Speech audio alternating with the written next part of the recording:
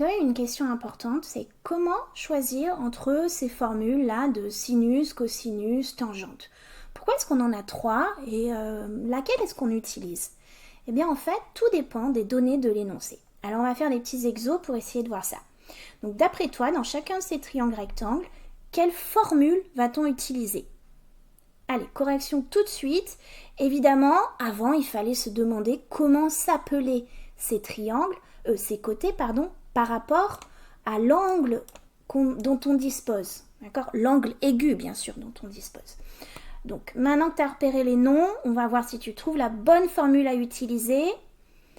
Toc, la correction tout de suite. Alors, dans ce triangle, regarde bien, je dispose de cet angle aigu et par rapport à cet angle aigu, j'ai une information sur l'adjacent et on me demande l'hypoténuse.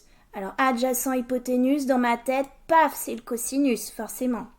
Je regarde mon angle aigu ici, j'ai cette information, j'ai aussi une information sur l'hypoténuse et on me demande l'opposé. Opposé, dans ma tête, hop, c'est le sinus. Opposé, hypoténuse. Mon angle aigu ici est là, je connais l'hypoténuse et on me demande l'opposé, c'est encore le sinus. Allez, deuxième petite série d'exos, mais là je mets de la correction directement. Attention, hop, c'est parti.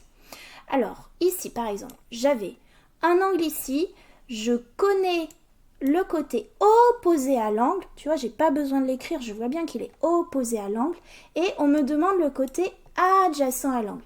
Oui, parce que première chose que je regarde, c'est que l'hypoténuse est là.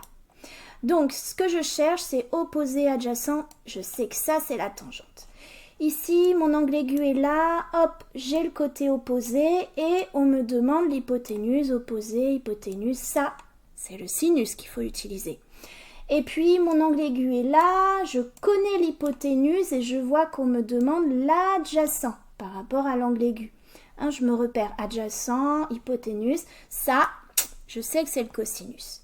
Donc finalement, en quatrième, on avait appris à bien rédiger. Donc quand on me demande un énoncé, on demande de calculer la longueur manquante. Je savais faire tout ça, je pensais au cosinus. Et sur mon cahier, je sais tout dérouler et utiliser ma calculatrice. Là, en fait, on va faire exactement pareil, mais selon l'énoncé, on va non pas utiliser toujours le cosinus, mais des fois le sinus, des fois la tangente aussi. Et pareil pour calculer un angle. En quatrième, on a appris à faire ça avec le cosinus, la calculatrice. Et là, ce ne sera pas forcément la même chose. On pourra aussi avoir avec l'arc sinus, arc tangente, puisqu'on a le choix entre ces trois formules.